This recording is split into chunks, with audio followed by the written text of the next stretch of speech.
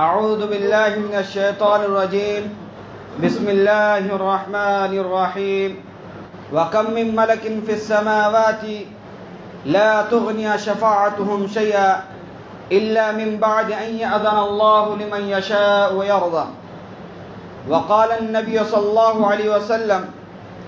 أتاني آت عند ربي فخيرني بين أن يدخل نصف أمتي الجنة وبين الشفاعة فاخترت الشفاعة رواه الترمذي۔ اللہ تبارک و تعالی نے ہمارے لیے جس نبی کا انتخاب فرمایا اس نبی کو اللہ تبارک و تعالی نے رحمت للعالمین بنا کر کے اس دار فانی کے اندر مبعوث کیا تھا۔ آپ کی رحمتیں صرف دنیا ہی تک محدود نہیں بلکہ قیامت کے روز جب سارے لوگ پرسان حال ہوں گے، پریشانیوں کے عالم میں ہوں گے، نفسی نفسی کا عالم ہوگا، باپ بیٹے سے دور بھاگے گا، ماں بیٹی کے کوئی کام نہیں آئیں گی، بیوی اپنے شوہر سے دور بھاگے گی، بھائی بھائی سے جدا ہوگا، ہر ایک کو اپنی ہی فکر لاحق ہوگی، ہر ایک کو اپنی ہی پڑی ہوگی، کوئی کسی کا کام نہیں آنے والا ہوگا۔ اس وقت کائنات کے اندر ایک ایسی ہستی ہوگی، ایک ایسی شخصیت ہوگی جن کو اپنی نہیں بلکہ لوگوں کی فکر ہوگی۔ جب سارے انبیاء کرام، بڑے بڑے انبیاء کرام علیہم الصلاۃ والسلام اللہ رب العالمین کے یہاں سفارش نہیں کر رہے ہوں گے، تب حضرت محمد مصطفیٰ صلی اللہ علیہ وسلم اللہ رب العالمین کے یہاں سفارش کر رہے ہوں گے۔ کتنے ایسے لوگ جن کو جہنمی قرار دیا جائے گا، لیکن آپ صلی اللہ علیہ وسلم کے سفارش کرنے کی وجہ سے ان کو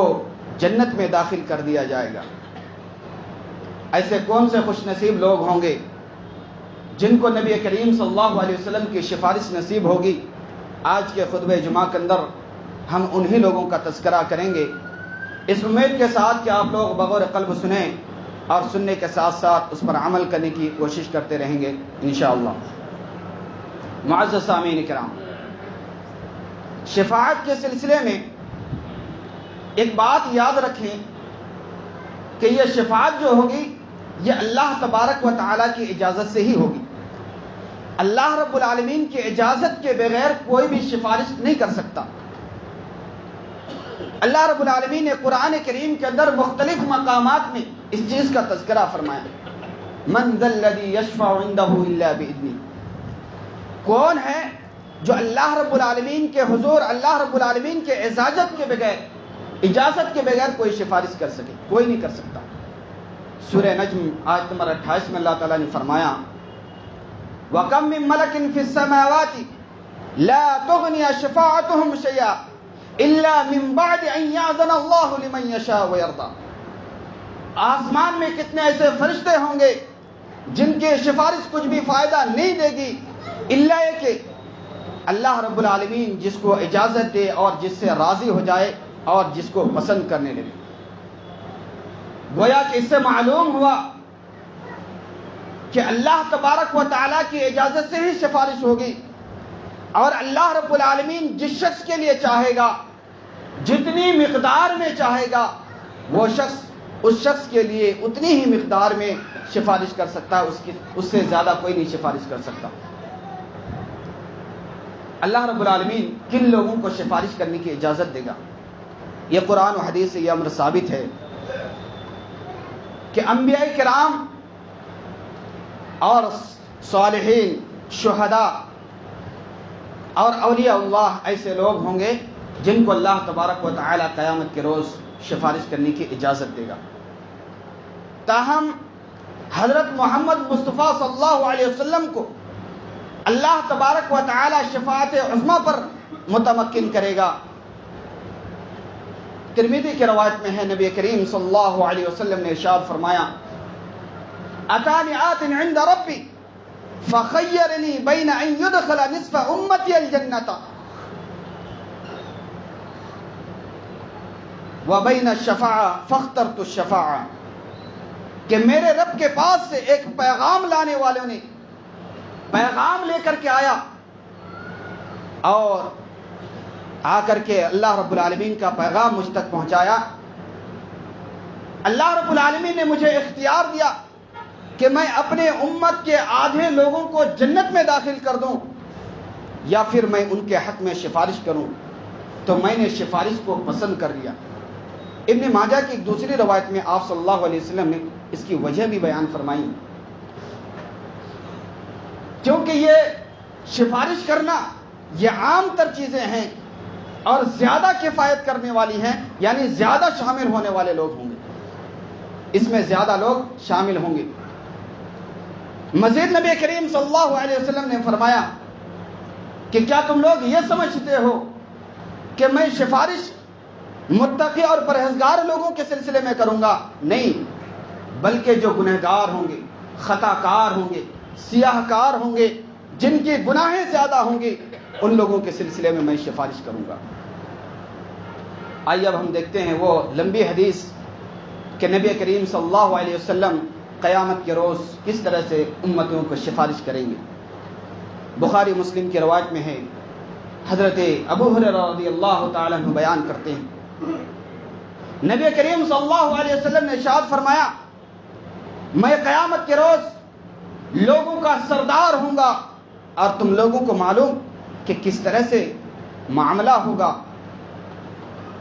اللہ تبارک و تعالی تمام انسانوں کو ایک کھلے میدان میں جمع کر دے گا، ایک ندا لگانے والا، ایک آواز لگانے والا سارے لوگ ان کی آوازوں کو سن سکے گا، اور بیک وقت وہ سارے لوگوں کو دیکھ بھی سکے گا۔ سورج بالکل قریب آ جائے گا، پریشانیوں اور تکلیفوں کا یہ عالم ہوگا کہ لوگ بے بس ہو جائیں گے، پریشانیوں اور تکلیفوں کو برداشت نہیں کر پائیں گے۔ انتہائی مشکل ترین وہ لمحہ ہوگا، انتہائی مشکل ترین لمحہ ہوگا۔ لوگ ایک دوسروں سے کہیں گے، ہماری پریشانیوں کا، ہم سب کے پریشانیوں کو تم لوگ نہیں دیکھتے، ہماری تکلیفوں کو تم سب نہیں دیکھتے، کیوں نہ چل کر کے ہم کسی کے پاس جا کر اللہ رب العالمین کے حضور سفارش کرواتے ہیں۔ سارے لوگ حضرت آدم علیہ السلام کے پاس چلے جائیں گے، حضرت آدم علیہ السلام سے کہیں گے کہ آپ ہم سب کے باپ آدم علیہ السلام ہیں، اللہ تبارک و تعالی نے آپ کو اپنے ہاتھ سے پیدا کیا ہے اور اپنی روحوں میں سے پھونکا ہے، آپ اللہ رب العالمین کے حضور ہم لوگوں کے لیے شفاعت کر دیں کہ اللہ رب العالمین ہماری حساب و کتاب جلدی لے لے اور ہمارا انجام تک ہمیں پہنچا دیا جائے۔ حضرت آدم علیہ السلام جواب دیں گے کہ آج میرا رب اتنا زیادہ غضبناک ہے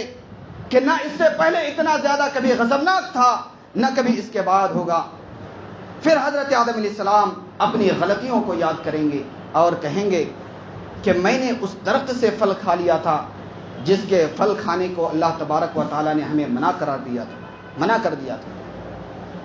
نفسی نفسی، آج مجھے تو اپنی ہی فکر لاحق ہے، تم چلے جاؤ حضرت نوح علیہ السلام کے پاس۔ لوگ حضرت نوح علیہ السلام کے پاس جائیں گے، اسی طرح سے سوال کریں گے۔ حضرت نوح علیہ السلام بھی وہی جواب دیں گے کہ آج میرا رب اتنا زیادہ غضبناک ہے کہ نہ اس سے پہلے اتنا کبھی غضبناک تھا، نہ کبھی اس کے بعد ہوگا۔ پھر وہ اپنی غلطیوں کو یاد کریں گے اور کہیں گے کہ میں نے اپنے قوم پر بددعا کر دی تھی، میں نے اپنے قوم پر بددعا کر دی تھی، نفسی نفسی، آج مجھے تو اپنی ہی فکر لاحق ہے، لہذا تم لوگ حضرت ابراہیم علیہ السلام کے پاس چلے جاؤ۔ لوگ حضرت ابراہیم علیہ السلام کے پاس جائیں گے اور جا کر کے ان سے بھی یہی سوال کریں گے کہ آپ ہماری پریشانیوں کو اور تکلیفوں کو دیکھتے ہوئے اللہ رب العالمین کے حضور سفارش کر دیں، کیونکہ اللہ تبارک و تعالیٰ نے آپ کو اتنا بڑا مقام و مرتبہ عطا کیا کہ دنیا کے اندر کسی کو بھی اتنا بڑا مقام و مرتبہ نہیں عطا کیا۔ اللہ تبارک و تعالیٰ نے آپ کو خلیل بنایا، لہذا آپ اللہ رب العالمین کے حضور ہمارے لیے سفارش کر دیں۔ حضرت ابراہیم علیہ السلام جواب دیں گے، وہی جواب دیں گے کہ کہ آج ہمارا رب اتنا زیادہ غضبناک ہے، نہ کبھی اس سے پہلے اتنا غضبناک تھا، نہ بعد میں اتنا کبھی غضبناک ہوگا۔ پھر وہ اپنی غلطیوں کو یاد کریں گے اور اپنی 3 غلطیوں کو یاد کریں گے اور پھر کہیں گے نفسی نفسی، مجھے تو اپنی ہی فکر لاحق ہے،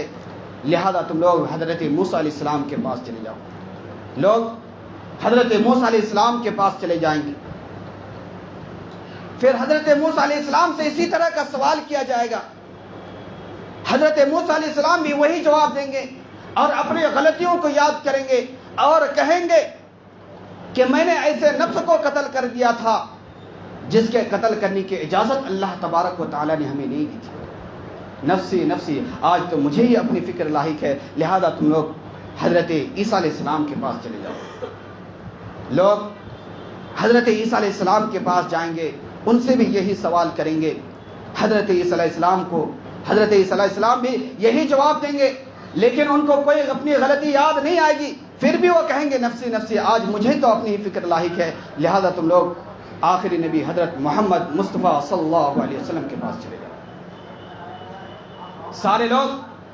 حضرت محمد مصطفیٰ صلی اللہ علیہ وسلم کے پاس جائیں گے اور جا کر کے کہیں گے کہ آپ ہماری پریشانیوں کو دیکھتے ہوئے، ہماری تکلیفوں کو دیکھتے ہوئے اللہ رب العالمین کے حضور سفارش کر دیں۔ آپ کو اللہ تبارک و تعالی نے آخری نبی اور رسول بنا کر کے اس دنیا کے اندر بھیجا تھا۔ اللہ تبارک و تعالی نے آپ کے اگلی اور پچھلی ساری خطاؤں کو معاف فرما دیا تھا۔ آپ خاتم النبیین ہیں، آپ اللہ رب العالمین کے ہاں ہمارے لیے سفارش کر دیں۔ آپ صلی اللہ علیہ وسلم نے فرمایا کہ پھر میں چل پڑوں گا، اللہ رب العالمین کے عرش کے پاس جا کر کے سجدہ ریز ہو جاؤں گا اور اتنی دیر تک سجدے میں رہوں گا جتنی دیر تک اللہ تبارک و تعالی چاہے گا۔ پھر اللہ رب العالمین ہمیں انشراح صدر عطا کرے گا اور اپنی تعریفی کلمات اور ایسے ایسے الفاظ مجھ پر الہام کرے گا کہ ایسے الفاظ کسی پر الہام نہیں کیا تھا۔ پھر اللہ تبارک و تعالی مجھے سر اٹھانے کا حکم دے گا اور کہے گا یا محمد ارفع راسک سل تعطى اشفع تشفع، اے محمد صلی اللہ علیہ وسلم آپ اپنا سر اٹھائیے اور مانگیے، مطالبہ آپ کا پورا کیا جائے گا، آپ سفارش کیجئے، آپ کی سفارش قبول کی جائے گی۔ میں سر اٹھاؤں گا اور اللہ رب العالمین سے یہ گہار لگاؤں گا یا رب امتی امتی، اے میرے رب تو ہماری امتیوں کو بچا لے، یا اللہ رب العالمین تو ہمارے امتیوں کو بخش دے، یا اللہ رب العالمین تو ہمارے امتیوں کو جہنم کے دہکتے ہوئے انگاروں سے بچا لے۔ مجھ سے کہا جائے گا یا محمد ادخل الجنت من امتی کا من لا حساب علیہ من باب الایمن من ابواب الجنہ، کہ اے محمد صلی اللہ علیہ وسلم آپ اپنے امت کے ان لوگوں کو جو حساب و کتاب سے مستثنا ہیں دائیں جانب سے لے کر کے جنت میں داخل ہو جائیں، دائیں جانب سے جنت میں داخل کر دیں۔ ایک بخاری اور مسلم کی دوسری روایت میں موجود ہے، اتنا لفظ موجود ہے کہ ہمارے لیے حد بندیاں متعین کر دی جائے گی، حد مقرر کر دیا جائے گا۔ پھر آپ صلی اللہ علیہ وسلم نے فرمایا کہ یہ لوگ جو ہوں گے جنت کے دوسرے دروازوں سے بھی داخل ہونے کے مستحق ہوں گے۔ اسی طرح سے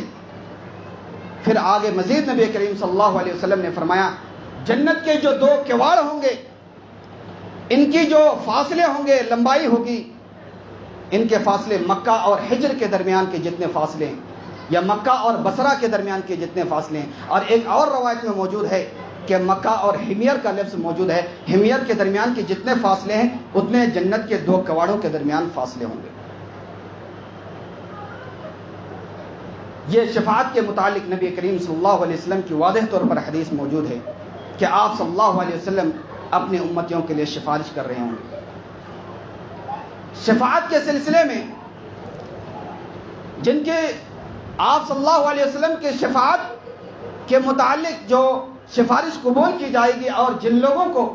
آپ صلی اللہ علیہ وسلم کی سفارش کی وجہ سے جنت میں اور جنت الفردوس میں جگہ دیا جائے گا، اگر ان کو تقسیم کیا جائے، ان لوگوں کو تقسیم کیا جائے تو 2 قسموں میں تقسیم کیا جا سکتا ہے۔ کیونکہ حدیثیں مختلف ہیں اور ان ساری حدیثوں کو ملایا جائے تو ان کی دو ہی قسمیں بنتی ہیں، جیسا کہ مولانا محمد اقبال کیلانی حفظہ اللہ نے اپنی کتاب شفاعت کے بیان میں ذکر کیا ہے کہ پہلے قسم کے لوگ وہ ہوں گے جن کو جہنم میں داخل کیے بغیر مختلف اوقات میں ان کو جنت میں داخل کر دیے جائیں گے آپ صلی اللہ علیہ وسلم کی شفاعت کی وجہ سے۔ اللہم اجعلنا منہم آمین۔ اللہ رب العالمین تو ہم لوگوں کو انہی لوگوں میں شامل فرما۔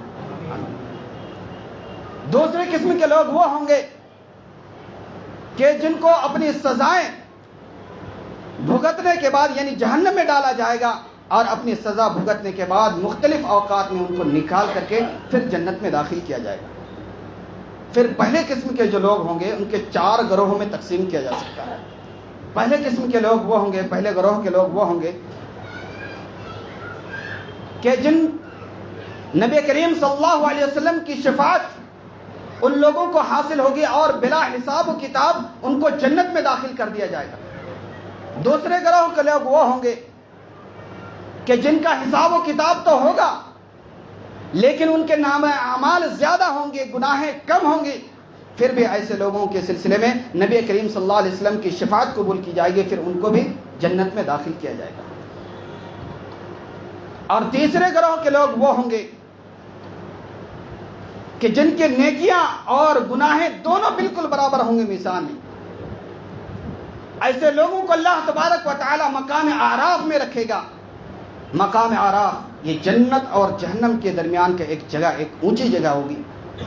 جہاں نہ جنت کی نعمتیں پہنچیں گی نہ جہنم کے عذاب پہنچیں گے۔ اصحاب اعراف اللہ تبارک و تعالی کی رحمت سے سوال کر رہے ہوں گے اللہ رب العالمین سے، اللہ رب العالمین کے بارگاہ میں دعائیں بھی کر رہے ہوں گے۔ پھر ایسے لوگوں کے سلسلے میں نبی کریم صلی اللہ علیہ وسلم کی شفاعت قبول کی جائے گی اور پھر ایسے لوگوں کو جنت میں داخل کر دیا جائے گا۔ چوتھے گروہ کے لوگ وہ ہوں گے کہ جن کی نیکیاں کم ہوں گی، گناہیں زیادہ ہوں گی، جہنم کا فیصلہ کر دیا جائے گا، لیکن آپ صلی اللہ علیہ وسلم ان کے حق میں سفارش کریں گے اور آپ صلی اللہ علیہ وسلم کی سفارش کو قبول کرتے ہوئے ان لوگوں کو جنت میں داخل کر دیے جائیں گے۔ اور دوسری قسم کے لوگ جو وہ ہوں گے جن کو پہلے جہنم میں داخل کیا جائے گا،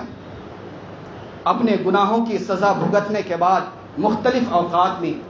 ان کو جہنم سے نکال کر کے جنت میں داخل کر دیا جائے گا۔ جن کے گناہیں کم ہوں گی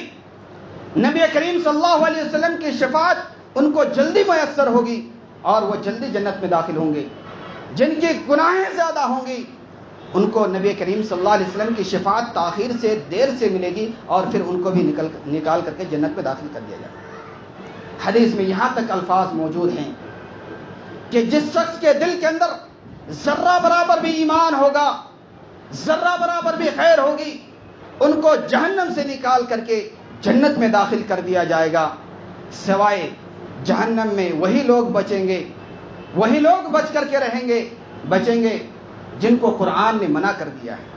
یعنی قرآن مجید کے اندر جن لوگوں کے سلسلے میں خالدن مخلدن فیہا یعنی ہمیشہ ہمیشہ کے لیے جنت کی جہنم کی سرٹیفکیٹ دے دی ہے، وہی لوگ صرف جہنم میں رہیں گے، اس کے علاوہ جہنم میں نہیں رہے گا کوئی مسلمانوں میں سے۔ آئیے اب ہم دیکھتے ہیں کون سے ایسے اعمال اختیار کریں جس کی وجہ سے قیامت کے روز نبی کریم صلی اللہ علیہ وسلم کی سفارش کے حقدار ہم بھی بن جائیں۔ سب سے پہلا اعمال توحید۔ جس شخص کا توحید مضبوط ہوگا، جو خلوص و للہیت کے ساتھ لا الہ الا اللہ کا اقرار کر رہا ہوگا، اللہ رب العالمین کی وحدانیت کا اقرار کر رہا ہوگا، اور جس کی زندگیوں کے اندر کبھی شرک نہیں ہوگی، جو شرک نہ کرتا ہوگا، تو ایسے لوگوں کے سلسلے میں نبی کریم صلی اللہ علیہ وسلم قیامت کے روز سفارش کریں گے۔ حضرت ابو ہریرہ رضی اللہ تعالیٰ عنہ سے روایت ہے، بخاری کی روایت میں حضرت ابو ہریرہ رضی اللہ تعالیٰ عنہ نبی کریم صلی اللہ علیہ وسلم سے سوال کرتے ہیں، یا رسول اللہ من اسعد الناس بشفاعتک یوم القیامہ، یا اللہ کے رسول صلی اللہ علیہ وسلم وہ کون سے خوش نصیب لوگ ہوں گے جن کی آپ سفارش کریں گے قیامت کے روز، یا سفارش کے سب سے زیادہ مستحق ہوں گے؟ آپ صلی اللہ علیہ وسلم نے فرمایا لقد ظننت یا ابا ہریرہ، اے ابو ہریرہ تمہارے سلسلے میں ہمارا گمان ہی یہی تھا کہ تم ہی سب سے پہلے اس چیز کے متعلق سوال کرو گے، کیونکہ میں نے تمہارے اندر حدیث کے سلسلے میں بے پناہ رغبت دیکھی۔ یہ بات یاد رکھو کہ میرے سفارش کے سب سے زیادہ حقدار قیامت کے روز وہ ہوں گے من قال لا الہ الا اللہ خالصا من قلبہ او نفسہ، جو خلوص و للہیت کے ساتھ دل و جان کے ساتھ لا الہ الا اللہ کا اقرار کیا ہوگا، ان کو میری شفاعت نصیب ہوگی۔ دوسرے اعمال، جو شخص بھی اذان کے بعد دعائیں پڑھتا ہے تو ایسے لوگوں کے سلسلے میں بھی میری شفاعت نصیب ہوگی۔ جیسا کہ بخاری کی روایت میں ہے، نبی کریم صلی اللہ علیہ وسلم نے فرمایا من قال حين يسمع النداء اللهم رب هذه الدعوة التامة والصلاة القائمة آت محمدا الوسيلة والفضيلة وابعثه مقاما محمودا الذي وعدته حلت له شفاعة يوم القيامة، کہ جو شخص بھی اذان کو سنتا ہے، اذان کو سننے کے بعد یہ دعائیں پڑھتا ہے اللہم رب هذه الدعوة التامة والصلاة القائمة آت محمدا الوسيلة والفضيلة وابعثه مقاما محمودا، جو بھی یہ دعائیں پڑھتا ہے حلت له شفاعت یوم القیامہ، تو قیامت کے روز میری شفاعت اس پر واجب ہو جاتی ہے۔ لہذا ہمارے لیے ضروری ہے کہ ہم اس دعا کو یاد کریں، جب بھی اذان سنیں تو فوراً اس کے بعد یہ دعائیں پڑھیں۔ اور مسلم شریف کی ایک دوسری روایت میں موجود ہے جو اذان سننے کے ساتھ ساتھ اذان کا جواب بھی دیتا ہو، اس سلسلے میں نبی کریم صلی اللہ علیہ وسلم نے یہ بھی بات بیان فرمائی ہے۔ تیسرے اعمال، جو شخص بھی صبح 10 مرتبہ درود شریف پڑھتا ہے اور شام کے وقت 10 مرتبہ درود شریف پڑھتا ہے تو اس پر بھی میری شفاعت قیامت کے روز واجب ہو جاتی ہے۔ صحیح الجامع الصغیر کی روایت میں ہے، نبی کریم صلی اللہ علیہ وسلم نے فرمایا من صلی علی عشرا حین یصبح و حین یمسی ادرکتہ شفاعت یوم القیامہ، کہ جو شخص بھی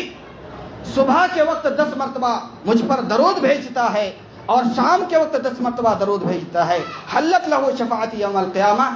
تو قیامت کے روز میری شفاعت ان کے لیے حلال ہو جاتی ہے، میں اس کے سلسلے میں قیامت کے روز سفارش کروں گا۔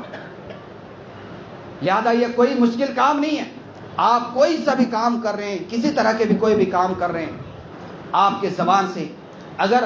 10 مرتبہ درود کے کلمات ادا ہو جاتے ہیں تو آپ کو کتنی بڑی فضیلتیں حاصل ہو جائیں گے کہ قیامت کے روز آپ کو نبی کریم صلی اللہ علیہ وسلم کی سفارش ملے گی۔ لہذا ہمارے لیے ضروری ہے کہ ہم اس پر ضرور بھی ضرور توجہ دیں، اس پر عمل کرتے رہیں، کوئی زیادہ مشکل کام نہیں ہے۔ اگر ہمارے دل خواہش یہ ہو کہ نبی کریم صلی اللہ علیہ وسلم کی سفارش قیامت کے روز ہمیں میسر ہو تو ہمیں ضرور بھی ضرور ایسا کرتے رہنا چاہیے۔ آخر میں اللہ تبارک و تعالیٰ سے دعا ہے اللہ رب العالمین ہم تمام مسلمانوں کو کہنے سننے سے زیادہ عمل کرنے کی توفیق عطا فرما۔ یا اللہ رب العالمین ہم گنہگار ہیں، خطا کار ہیں، یا اللہ رب العالمین تو ہمارے گناہوں کو خطاؤں کو بخش دے۔ یا اللہ رب العالمین قیامت کے روز تو ہم تمام مسلمانوں کو نبی کریم صلی اللہ علیہ وسلم کی شفاعت عطا فرما۔ یا اللہ رب العالمین جب تک ہم زندہ رہیں ایمان اور اسلام کے حالت میں رہیں، اور جب ہمارا خاتمہ ہو ایمان اور اسلام کے حالت میں ہو۔ یا اللہ رب العالمین ہم گنہگار ہیں، خطا کار ہیں، اللہ رب العالمین تو ہماری گناہوں کو خطاؤں کو بخش دے۔ یا اللہ رب العالمین تو ہمارے رزق میں برکت عطا فرما۔ یا اللہ رب العالمین تو ہمارے کاروبار میں برکت عطا فرما۔ یا اللہ رب العالمین جو شخص بھی مریض ہے اللہ رب العالمین تو انہیں شفاء عاجلہ کاملہ عطا فرما، آمین۔ واقول قولی هذا واستغفر الله لي ولكم وسائر المسلمين انه هو التواب الرحيم۔ بارك الله لنا ولكم في القرآن العظيم ونفعني واياكم بالآيات والذكر الحكيم انه تعالى جواد كريم ملك بر رؤوف رحيم۔